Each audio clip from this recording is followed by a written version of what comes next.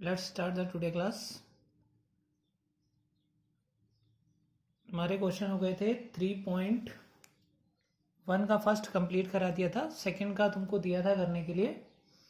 ठीक है, आज जरा मैं थर्ड क्वेश्चन से शुरू करता हूँ। पहले इसका एक कॉन्सेप्ट बता देता हूँ। ठीक है, मान लो एक ये सर्कल है। ठीक, अब इस सर्कल में कुछ चीजें होंगी, जैसे कुछ आपको पता है। ये क्या होता है? ये होता है रेडियस। ठीक है, ये क्या है? ये भी रेडियस है ना। ये हमारा सेंटर हो गया, सेंटर से ही रेडियस बनता है। अब अगर हम इन दोनों रेडियस के बीच का एंगल, मान लो ये वाला एंगल ले रहे हैं, क्योंकि यहाँ एक एंगल ये भी है। ठीक है, अगर हम मान लो ये वाला एंगल ले रहे हैं तो ये हमारा एल कहलाएगा। ठीक है, इसको हम आर्क कहते हैं, लेंथ ऑफ आर्क। ठीक है, ये थीटा हमारा क्या हो गया? हमारा एंगल हो गया। और आर हमें पता है, आर क्या हो गया? रेडियस हो गया। यानी ये त्रिज्या हो गई, ये कोण हो गया, और ये जीवा की लंबाई हो गई। ठीक है, अब हमारे पास इन तीनों के बीच की एक शर्त होती है, उसे कहते हैं L equals to R theta.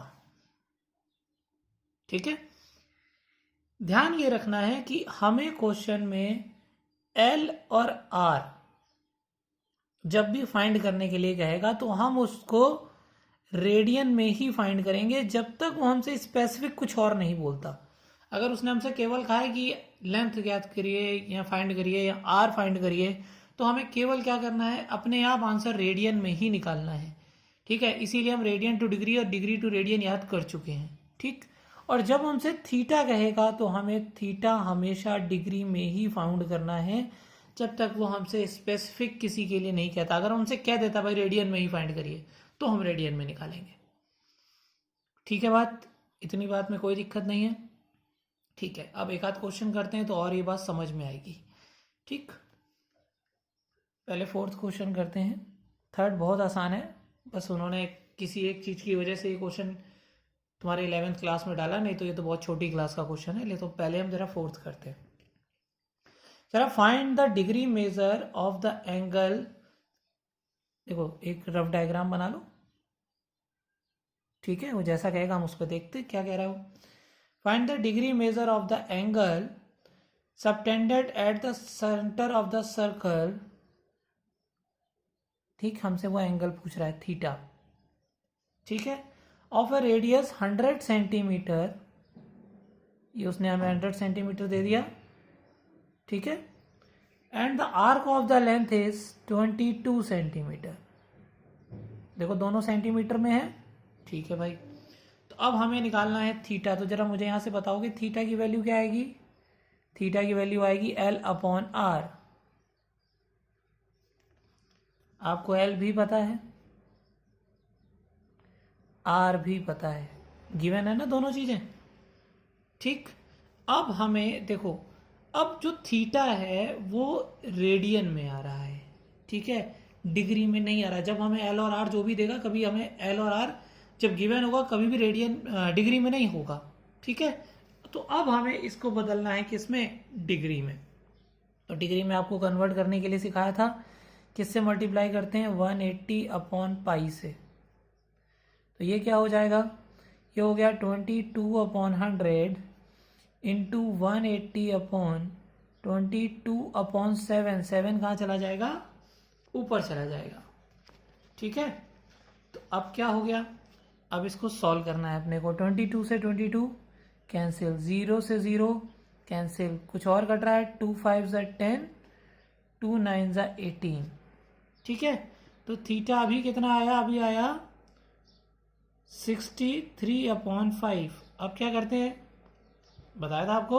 अब हम इसको डिवाइड करते हैं और मिक्स फ्रैक्शन में लेके आते हैं। ठीक है, तो किया कितनी टाइम्स में? गया 12 टाइम्स से। ऐसे क्या ना, 12 5 ज़ा 60, रिमाइंडर बचा 3 अपॉन 5। ठीक है, अब क्या करना है, अब इसको बताया था कि ये हमारा आ गया किस में, यहाँ प्लस लगा दो, ये हमारा आ गया आर में, इसको अब हमें बदलने के लिए किससे मल्टीप्लाई करना है, 60 से मल्टीप्लाई करना है। तो कितना आ गया 12, 12 3 सा 36, यानी हमारे थीटा की वैल्यू आ गई 12 डिग्री 36 मिनट। तो इसी बहाने आपका एक रिवीजन भी हो गया कि रेडियन 2 डिग्री कैसे सॉल्व करते हैं। ठीक, क्लियर। अगला क्वेश्चन करते हैं। फिफ्थ क्वेश्चन है,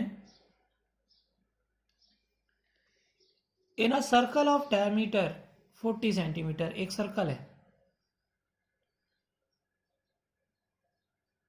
ठीक, इस सर्कल का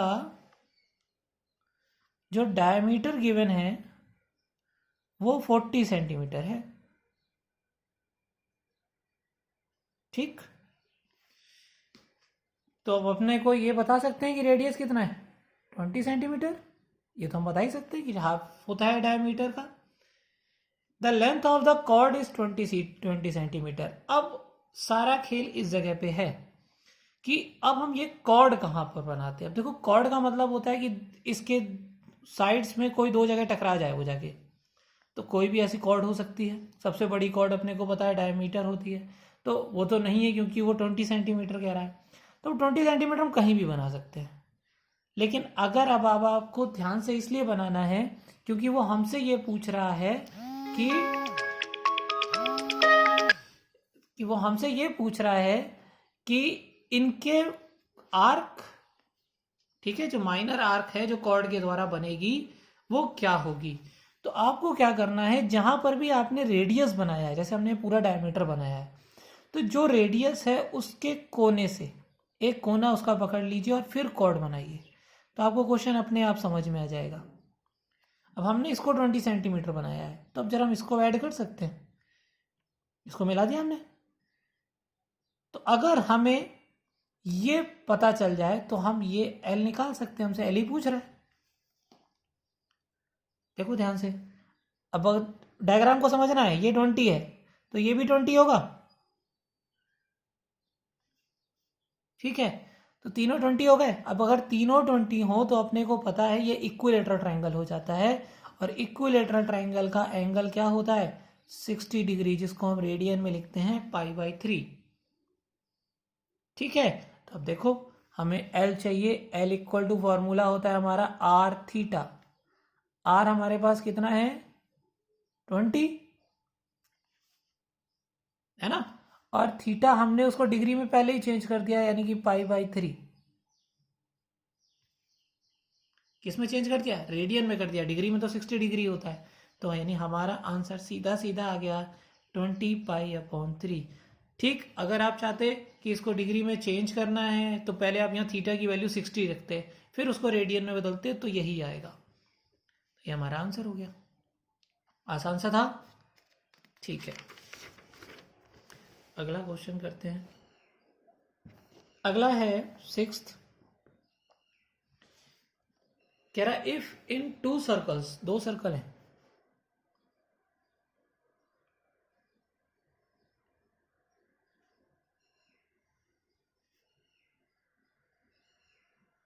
अब मैं दोनों इक्वल भी बना सकता था, लेकिन क्वेश्चन के हिसाब से दोनों इक्वल नहीं है, नहीं तो कंफ्यूजन बढ़ जाता है, ठीक है।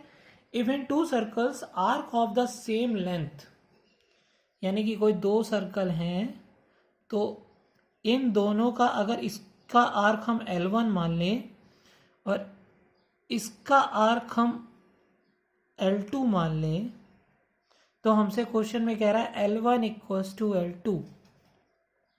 बात समझ में आई, ठीक है। एंगल है इसका 60 डिग्री और इसका है 70 डिग्री, ठीक। At the centre find the ratio, इन दोनों का रेशियो पूछ रहा है R1/R2। अब एक बात कंफ्यूज करने वाली ये थी कि अगर, अब सोचना, अगर मैंने ये सर्कल बराबर बनाया होता तो L1 इक्वल टू L2 अगर हैं तो ये एंगल कैसे अलग अलग हो सकता है, सॉरी 60-75 डिग्री है, ठीक है। तो ये एंगल कैसे अलग अलग हो सकता है? अगर कहीं की बीच की दूरी सेम है, डिस्टेंस सेम है, तो ये कैसे इक्वल नहीं होगा? देखो उन्होंने ये नहीं कहा कि सर्कल का रेडियस क्या है, रेडियस इक्वल है, उन्होंने कहा है सर्कल कैसा भी हो सकता है। तो अब सर्कल मान लीजिए इसका ये छोटा सर्कल है, तो इसकी जो लेंथ है यहाँ से यहाँ तक की, तो इसकी तो वो कम होगी ना, क्योंकि ये बड़ा सर्कल बनाया है, तभी तो दोनों इक्वल होंगे। ये बात समझने वाली है, ठीक है। हो सकता है जितना इसमें निकाला ये वाला, इतने से एरिया का कोई एक पूरा का पूरा सर्कल ही बन जाता। इतने से एरिया का कोई दूसरा एक सर्कल भी तो बन सकता है। मान लीजिए 5 सेंटीमीटर है यहाँ से यहाँ तक, तो 5 सेंटीमीटर पूरे का तो एक सर्कमफ्रेंस भी हो सकता है उसका, ठीक है। क्योंकि ये दोनों इक्वल नहीं है, तो ऐसा हो सकता है कि एंगल अलग हो और L1 इक्वल टू L2 हो, ठीक है। क्वेश्चन इजी है, बस ये कॉन्सेप्ट था समझने वाला जो आपको समझना है। अब L1 equal to L2, L का हमें फॉर्मूला आता है R थीटा, तो ये R1 थीटा 1 हो गया, ये R2 थीटा 2 हो गया।